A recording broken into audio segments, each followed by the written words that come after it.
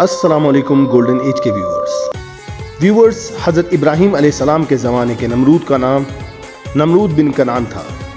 نمرود بن کنعان نے 400 سال حکومت کی، اس لیے اس کے دماغ میں رعونت اور انانیت آ گئی تھی۔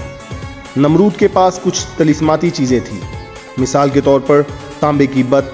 جس وقت کوئی جاسوس یا چور اس شہر میں آتا تو اس بت سے آواز نکلتی جس سے وہ پکڑا جاتا۔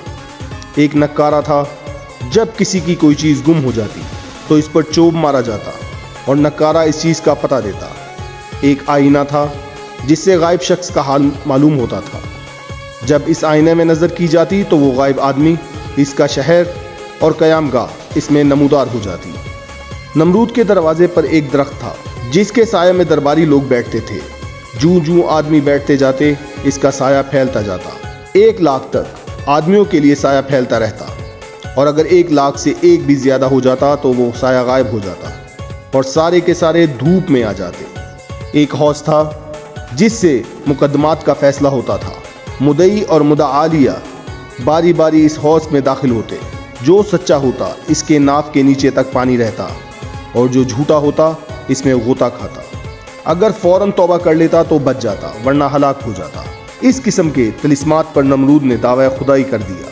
نمرود نے شہر بابل میں ایک بہت اونچی عمارت بنوائی۔ اس کا مکر یہ تھا کہ اس نے یہ بلند عمارت اپنے خیال میں آسمان پر پہنچنے اور آسمان والوں سے لڑنے کے لیے بنائی تھی۔ اس عمارت کی بلندی 5000 گز تھی، اور حضرت کعب اور مقاتل کا قول ہے کہ اس کی بلندی 2 میل تھی۔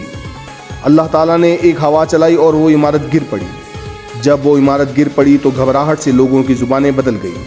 اس دن سے لوگ 73 زبانیں بولنے لگے، جبکہ اس سے پہلے صرف ایک زبان بولی جاتی تھی، اور وہ تھی سریانی۔ نمرود کے سر میں مچھر 400 سال تک گھسا رہا اور اس کے بھیجے کو چاٹتا رہا۔ اس مچھر نے نمرود کو ایسے عذاب میں مبتلا کیا کہ موت اس سے ہزاروں درجے بہتر تھی۔ نمرود اپنا سر دیواروں اور پتھروں پر مارتا پھرتا تھا، لوگوں سے اپنے سر پر جوتے لگواتا اور پتھروں سے کچلواتا۔ یوں ہی رینگ رینگ کر بدنصیب نے ہلاکت پائی۔ جس مچھر نے نمرود کو ہلاک کیا تھا اس کے پر اور ایک پاؤں نہ تھا کہ وہ اس روز کی آگ میں جل گئے تھے جس میں حضرت ابراہیم علیہ السلام کو ڈالا گیا تھا۔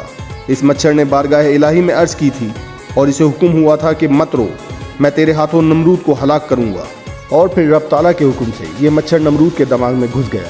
تو ناظرین، امید ہے کہ آپ کو ہماری یہ ویڈیو پسند آئی ہوگی، تو ہمارے چینل کو لائک اور سبسکرائب کرنا مت بھولیے گا۔ ملتے ہیں اگلی ویڈیو میں۔